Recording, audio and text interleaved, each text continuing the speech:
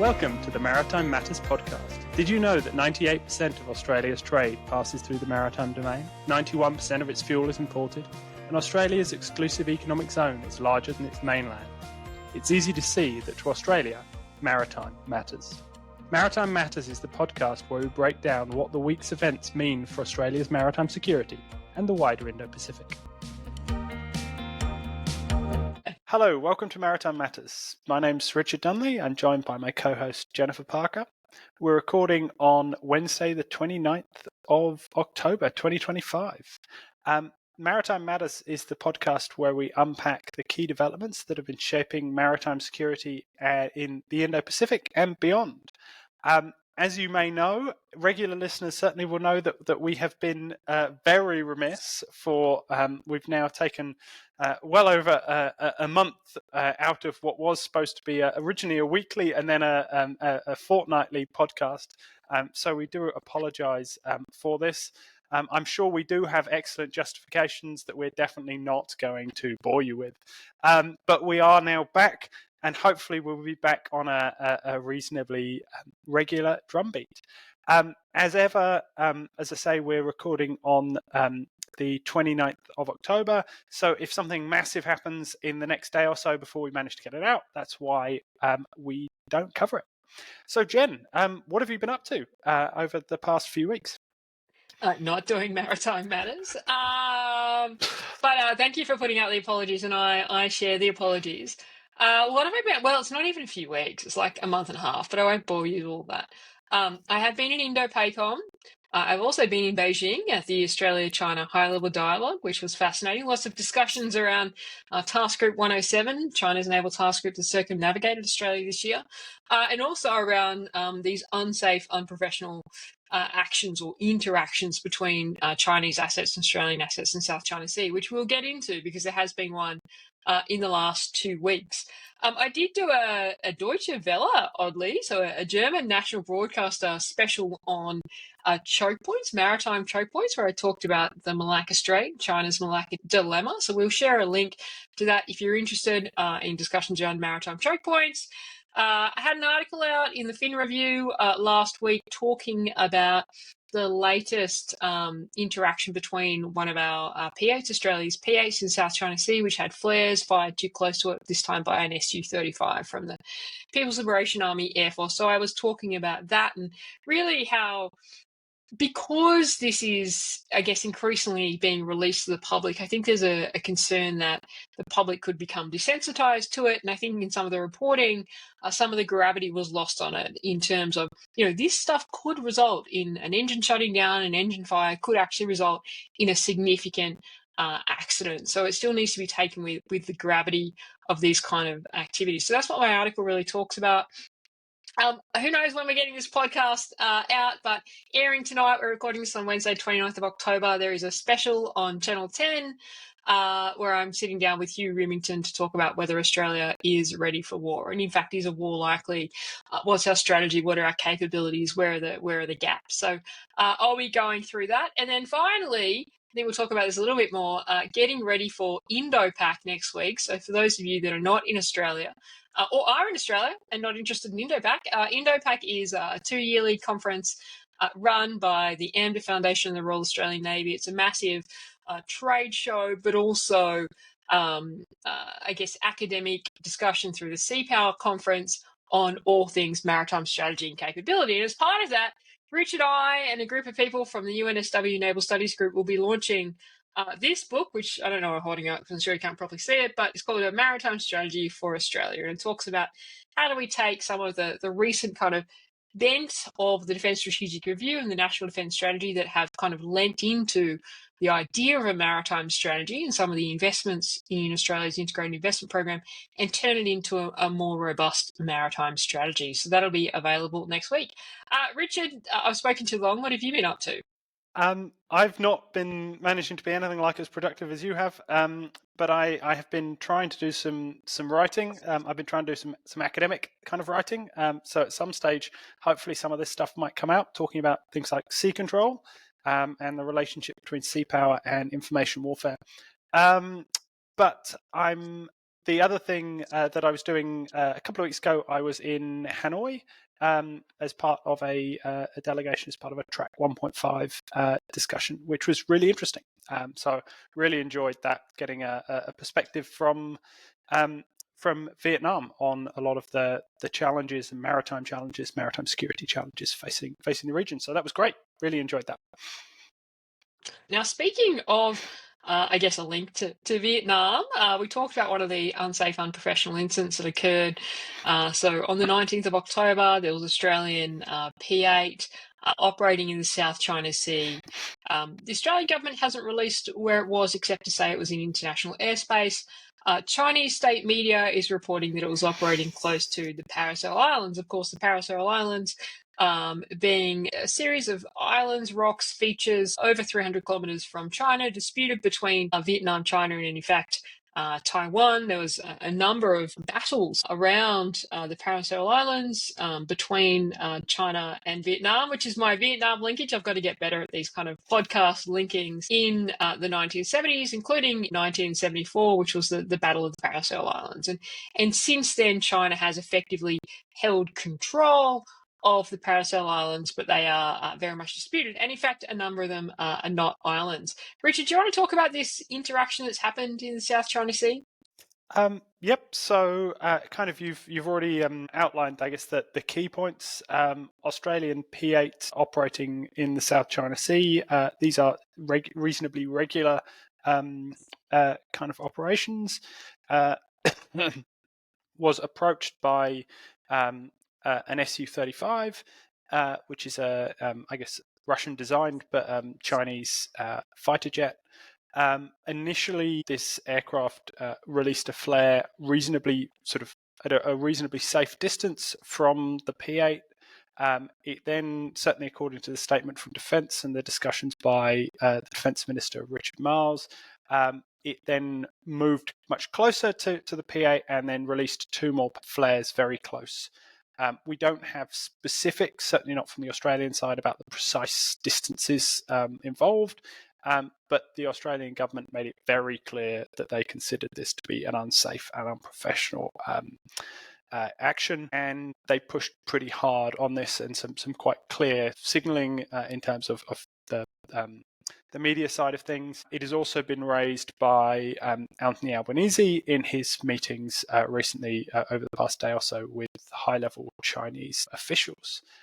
What I think is quite interesting about this one is the degree to which the Chinese response in terms of the narrative has been to push back very strongly against Australian messaging. I think perhaps more strongly, I would suggest, than previously, particularly around the idea. There was a statement about the fact that Australia's actions seriously infringe upon China's sovereignty, and they could be leading to significant incidences, and they urge Australia to immediately cease its infringing and provocative actions. So much more kind of forward-leaning statement. Now, whether or not this is about the precise location in which this interaction took place, or because the Chinese insist it was in Chinese sovereign, a Chinese sort of sovereign area, sovereign airspace. Now, it seems quite clear from the Australian statements that Australia doesn't consider it to be so, which presumably is in line with international law. One very much assume that. But it does seem that there is something, whether or not the Chinese government are just ratcheting up the pressure on this, or whether this was occurred in something that was seen to be a slightly more sensitive area, is a bit difficult to tell. But it does fit in line with a number of other incidents. There was one earlier on this year in which I think an aircraft released chaff rather than flares. But there have been a number of interactions with Australian P-8s. The other thing which I think is, again, interesting is the timing of this around the discussions of AUKUS and whether or not there's any kind of connection there. It's always difficult to tell, but it certainly it fits into a narrative in which China is seeking to put pressure on Australia in terms of its then broader relations with the United States. What are your thoughts? You've obviously been talking about this quite extensively in the media and in op-eds. Yeah, look, I guess on the timing, you're right. It occurred as the Prime Minister of Australia, Anthony Albanese, was heading to the States. I think the timing is actually a coincidence, to be honest. I mean, I think that these things happen semi-frequently, is my personal view. I don't know this, but I think that when they reach a certain threshold is when the Australian government chooses to release it to the public in the way that the Defence Minister described it at the time, that, we often see Chinese fighter aircraft coming up next to our P-8s and deploying flares indicates that I'm probably fairly correct on that. And I think that this is part of this ongoing harassment of Australian assets, tailing and harassment of Australian assets in the South China Sea. I think that harassment reaches a certain threshold where it probably gets closer to some of the areas that China claims and, of course, aren't recognised by Australia and most countries under international law is kind of my hypothesis. But I don't think it was timed to the US. I do think I agree with you. China's statement on this is more robust than previously. So on a number of these, China hasn't released a statement.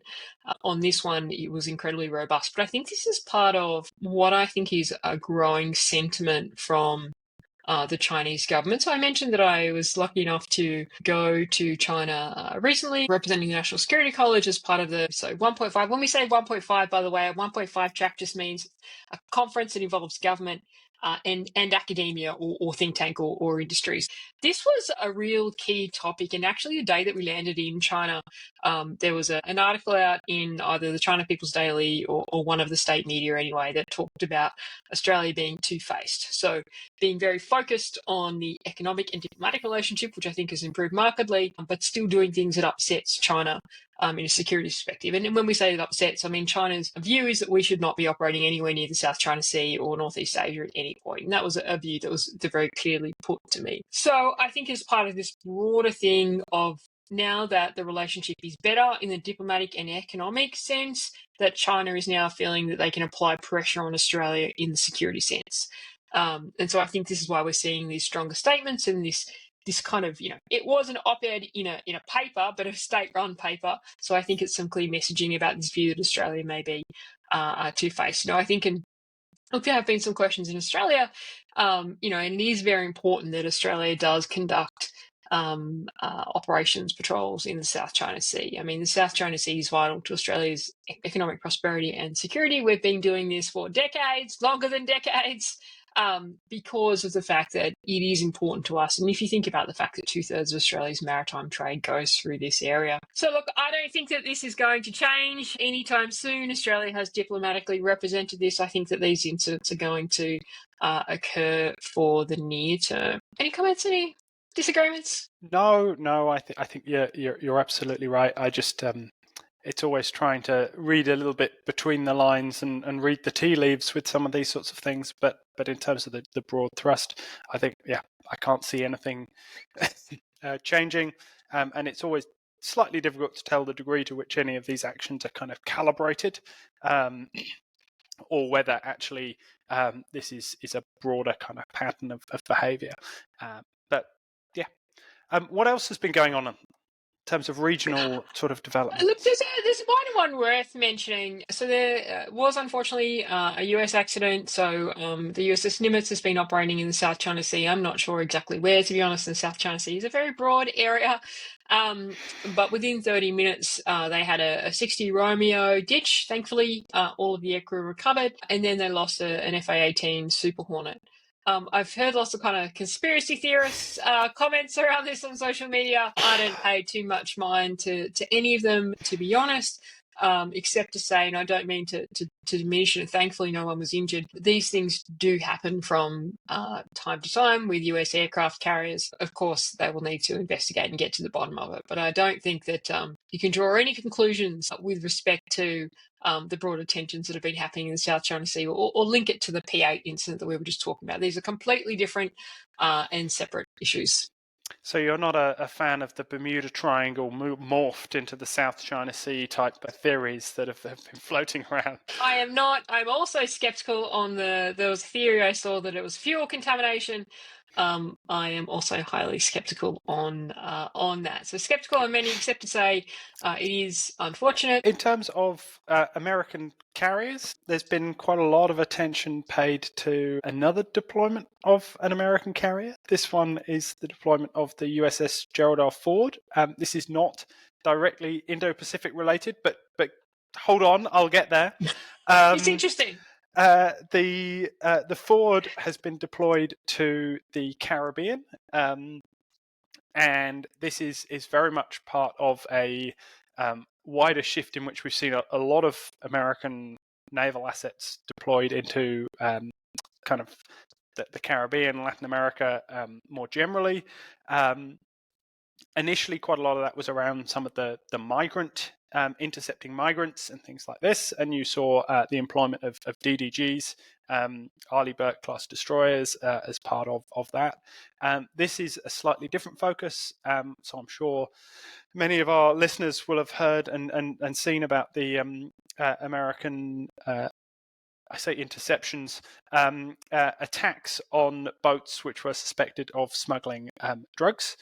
And the kind of war of words that's been going on between the United States and particularly President Trump and Venezuela and the Venezuelan leader. And this is, I guess, part of that ramping up of pressure. It's a very, very public and sort of significant statement. Whether or not the Ford or the capabilities as part of the Ford group will actually do anything as part of this, the mere presence of them and the very public announcement of this is quite a significant kind of escalation of those sort of tensions. Coming back to the Indo-Pacific, because I promised I would, I think what is interesting about this is it obviously fits into these wider kind of questions about American focus at the moment. There aren't very many American carrier strike groups, and you mentioned USS Nimitz. She's actually on her last deployment. She's on her way home to get decommissioned.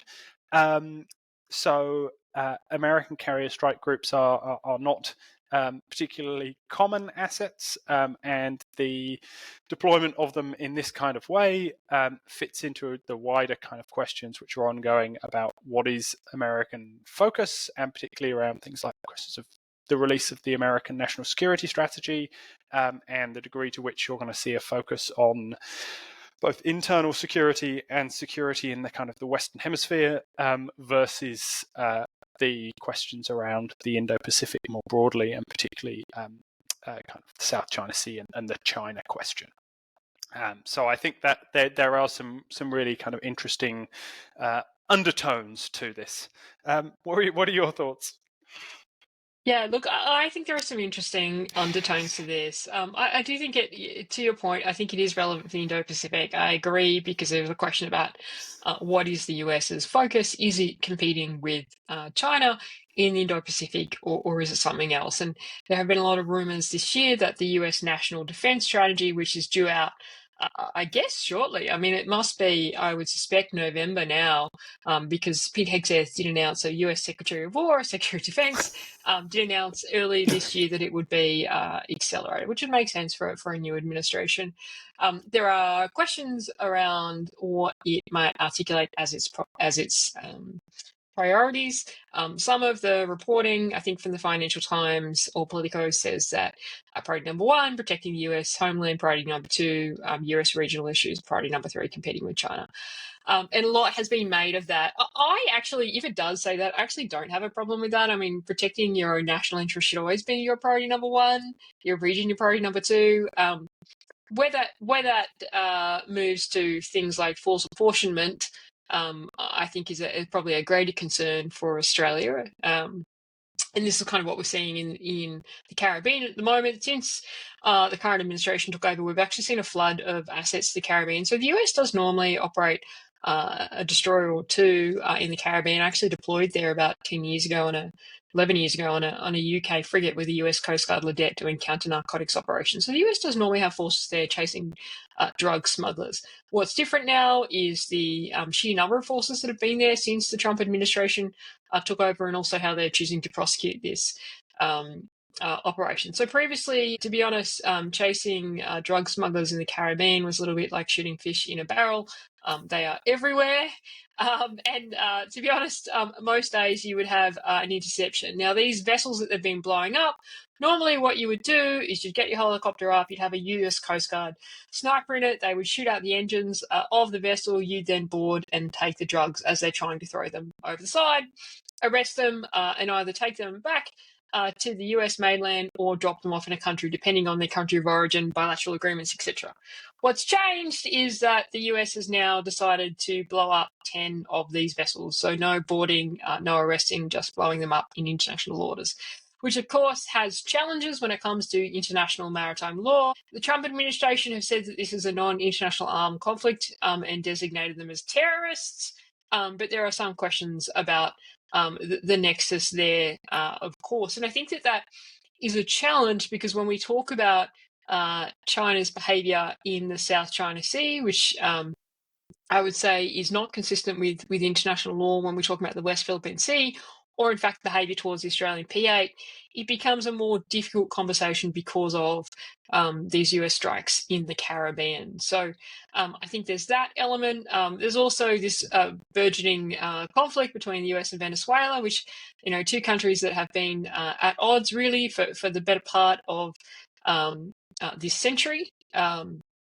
For various reasons and how that might escalate. And again, what that means about the potential for states resorting to use of force to solve their problems. We've seen the US president talking about potential land strikes. Now, that's probably talking too much on the Venezuela issue, but, to your point, I agree. It directly impacts the Indo-Pacific in terms of priorities and force apportionment, but also about this contestation of international maritime law and these norms around the use of force and how they are potentially evolving. So I think it is certainly a really interesting one. Now, one other one before we go on to capability, which I thought was just a nice, light-hearted one, just to come back down from drug smugglers being blown up in the Caribbean. Young Endeavour. So Young Endeavour has completed the final circumnavigation of Australia. So what is Young Endeavour, you ask? Well, it is a ship that I spent many hours vomiting over the side of going across Bass Strait. Not that you wanted to know that. But Young Endeavour Youth Scheme, so it's a national youth development program run by the Australian government. STS Young Endeavour is a 44-metre tall ship operated by the Royal Australian Navy, commanded by a Royal Australian naval officer, in fact, one of my former navigators. And they have had about 16,000 Australian youth go through Young Endeavour since it was gifted to Australia by the UK in 1988. So, when we talk about Australia as a maritime nation, Australians, we often criticise Australians when they think of maritime, they think of the beach, and that's about it. This has been something that is very much focused on giving young Australians that maritime experience and either getting them connected with potential careers in the Navy or just potential careers in the maritime industry. So I think it's been a pretty important capability, one that we don't talk about. Now, Young Endeavour has completed her final circumnavigation of Australia. She's still going to be operating into 2020. Her replacement is being built by Burden in Port Macquarie. There are questions about whether her replacement is on track. There's some reporting, not official reporting, but reporting in some of the defence magazines that it's a couple of years late. But we won't delve into this because this was meant to be the uplifting story. So I think it was important to acknowledge Young Endeavour's circumnavigation. We won't talk about any potential delays with Young Endeavour's replacement. We talk about shipbuilding issues enough. Any comments on Young Endeavour before we talk about the good AUKUS news? No, I love the story of Young Endeavour, and I didn't actually know it was gifted by the UK. So that is... Well, that should have been our Did You Know? A learning experience for everyone involved. Excellent. So, we can't have too many of these podcasts without talking about AUKUS. So, good AUKUS news, broadly speaking. I guess this is something that I'm sure everyone who listens to the podcast is aware of. I don't think you could have lived in Australia and not been aware of. The meeting finally occurred between Prime Minister Albanese and President Trump. And it went, I think, about as well as Anthony Albanese could possibly have expected. including some very positive comments from Trump himself about AUKUS, in his typical kind of off-the-cuff style, about comments like, "Oh no, they're getting them," about questions about whether or not the submarines would be delivered, or Australia would get the SSNs on time. And the idea that we're going full steam ahead in terms of American submarine building, and some exceptionally positive remarks about the construction of American submarines. So very, very positive in many ways in terms of the AUKUS, kind of the broader AUKUS story, and I guess there have been very significant questions over AUKUS more generally ever since ever since Trump's victory in the presidential election, but then they were kind of really ramped up after the leaking of the news of the Pentagon review of AUKUS. And I think a lot of people, lots of people said AUKUS was over and AUKUS was dead, certainly in Australia. But I think there were even those who were much more favourable to AUKUS, had certain concerns about what would come out of this. And I think obviously this is very positive news. I think it's worth flagging that was it John Phelan, the Secretary of the Navy, was consistently trying to get comments in to the Trump narrative, which I guess sort of slight clarifications, and saying about how they were looking to improve AUKUS for all three nations. Now, quite what that means, I think, is still very much unclear. And then there were remarks from Anthony Albanese at a press conference, I think whilst he was still in the US, about the idea of speeding up AUKUS, which again I think is interesting to hear and raises a whole host of questions. But overall, I think good AUKUS news. What's your take? Again, another story about which you've been talking quite a lot. Yeah, I did a lot of early morning TV on this one. I think that, AUKUS, of course, is ambitious. There are good arguments for and against. I feel like I've said this a lot of time. I'm reading off my script now. Good arguments for and against nuclear-powered submarines for Australia. But either way, we are down the path, and we are, in fact, 4 years down the path. So that kind of horse has really bolted. Look, I guess I didn't share the same doom and gloom about AUKUS when the review was leaked. And I think we talked about at the time, you always got to take into context, why are things leaked? Things are always leaked for a reason, and often to apply pressure. So, I think that I've always said that there's a lot in this deal for the US. The perception that they are gifting a capability to Australia is fundamentally incorrect. And so I thought that any rational thinker, and you can make arguments about rationality, but any rational thinker would see that this is very much in their interest, despite, what are genuine issues in the US submarine industrial base. So I've made that argument many, many times, and I won't bore you all with that argument, but I wasn't surprised. The only caveat was I did think that President Trump not making positive statements about AUKUS until this point was about having leverage. So certainly my view was that his strategy in approaching the NATO summit in June this year was that he would neither confirm nor deny or support Article 5, which is what NATO really wanted, what the NATO Secretary General, Mark Rutte, really wanted, until NATO came to the party on defence spending. So I thought that Trump's failure to really talk about AUKUS in any way, shape or form that was meaningful this year, despite consistent questions, was about having leverage over Australia until we came to the party on something. Now, I was hopeful that something might be defence spending. Clearly, that something is very much critical minerals and also convincing the US of the work around Henderson and Sterling. I think it's a great diplomatic achievement. So I was a little bit surprised, I think, to see how positive Trump was about AUKUS, because I thought he would just hold off until he got more out of Australia. But either way, I think it's good. Has anything fundamentally changed with AUKUS? No, not really. It's still ambitious. A lot's been achieved. There's still significant risks. And the question for me is, how effectively those risks being mitigated. I would say fairly effectively to date, as we know in the public domain. Of course, I'm sure there's a lot in the private domain that we don't know about that is still significantly challenging. So, look, I think this is positive, absolutely. But I do think that a lot of this, and I think you disagree with me on this point, but I think a lot of this will we, won't we AUKUS conversation this year has kind of been self-generated inertia in Australia, and a lot of it I think relates to our lack of confidence.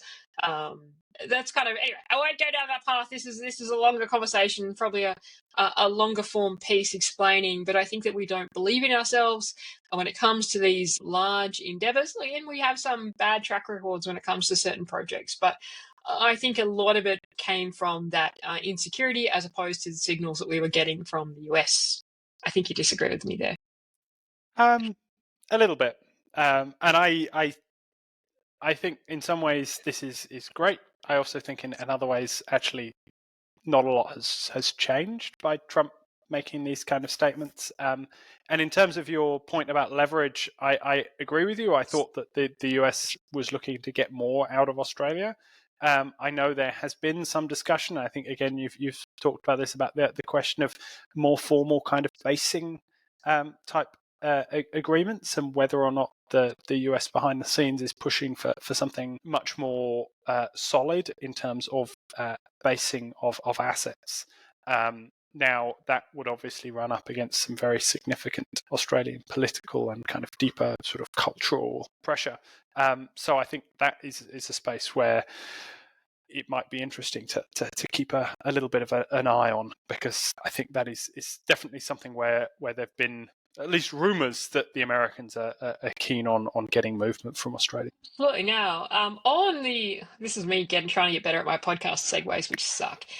On the theme of submarine warfare, what's happened in this space? Now, often, I just want to highlight, often we are accused of talking about maritime, but we're really talking about naval. We are definitely talking about maritime today, and there has been a development in the Royal Australian Air Force. So what is that development, Richard? So this is the re-establishment of 12 Squadron, based out of Edinburgh in South Australia, which is going to be the second Australian P-8 Squadron. So we've already talked a little bit about P-8s. I guess we should have talked about what P-8s are. P-8s are a maritime patrol aircraft.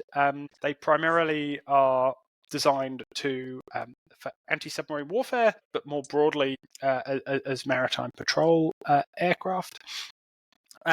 This is going to be, there are now going to be two P-8 squadrons, which are going to be the kind of the core of Australia's, the Australian Air Force, Royal Australian Air Force's kind of maritime focused capability, together with the uncrewed Triton UAVs, which provide kind of very high level of endurance for ISR, so intelligence, surveillance, and reconnaissance capability.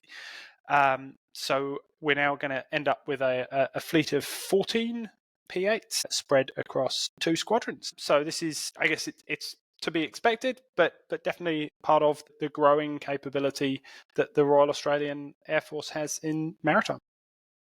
All right, so we're going to talk about Singapore. What's happening with Singapore? So Singapore's been doing some really kind of interesting stuff in terms of their naval capability for a little while now. Partly this is a product of the fact that they're kind of recapitalizing and they're pushing the envelope, but also they're really focused on addressing some of the challenges around things like their limited personnel capability. So they've got relatively few people, but have quite a lot of both requirements, particularly in the maritime security kind of space, but also ambition.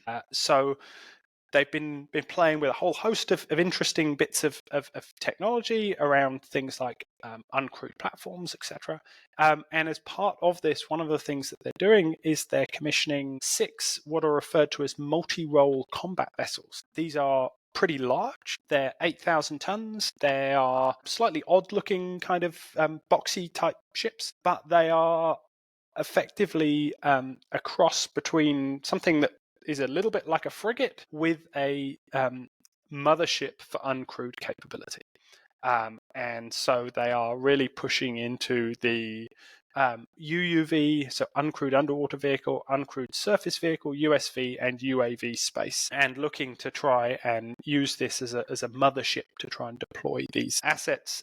And it has a number of features designed for this, including things like a load and recovery system for smaller boats. It's got a significant flight deck, but it's also got a really large mission bay, which again helps with the uncrewed platforms, but also means it's very flexible in terms of things like putting on containers that provide capability in terms of HADR, so humanitarian aid and disaster relief, or other types of roles. So it's a highly flexible asset which lets a relatively small navy like the Singaporean Navy be able to cover a whole host of tasks. So really interesting bit of kit. Will be interesting to see how it gets operationalized and gets kind of employed, but it's not going to be commissioned, I think, until 2028.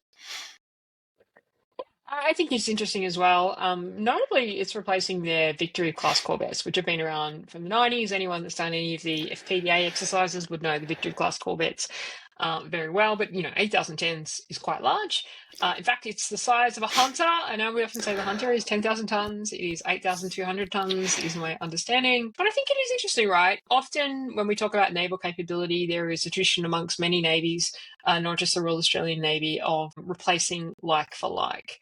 The US tried to move away from that recently with the ideas around littoral combat ships and also the Zumwalt destroyer, both of which doesn't go well. And it does take a little bit of bravery to develop a new capability, a new design, and understand how it will operate within your Navy. Look, I think this is interesting, and working out how larger naval platforms can have a role as a mothership for uncrewed capabilities is key. I do think that this is potentially one of the roles for the Hunter class frigate when we get it. Now, we're not getting our Hunters in 2028, 2032, 2034 operational for the first one. But the Hunter class frigate also does have quite a significant mission bay, something like 12 ISO containers in size, something like that. So potentially we can watch how Singapore evolve with this capability, how they're using these in terms of operational concepts, and learn a bit in terms of how we might employ the Hunter potentially in that role, which is a little bit potentially at odds with its more deeper ASW, but also makes it more capable. Do you want to talk, Richard, about this UK Atlantic Bastion?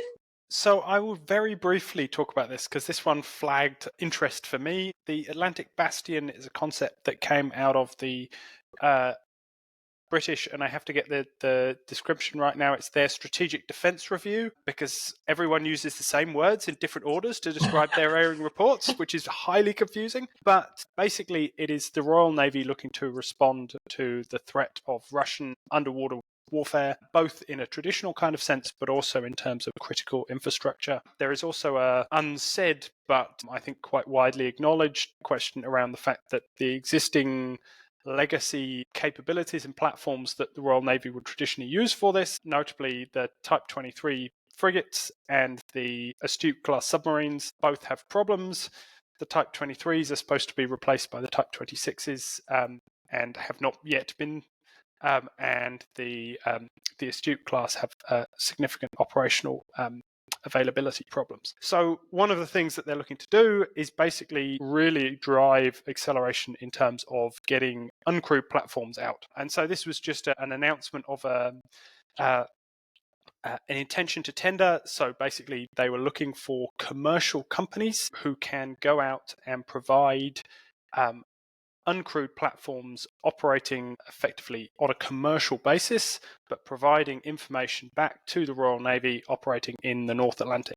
And the things that I think are interesting is, A, the fact that they're looking for commercial providers to do this, and that they're looking for this to be deployed starting in 2026. So you are talking really, really tight kind of timelines. Will it work? Will it not? Who knows? But I thought it was quite an interesting little piece.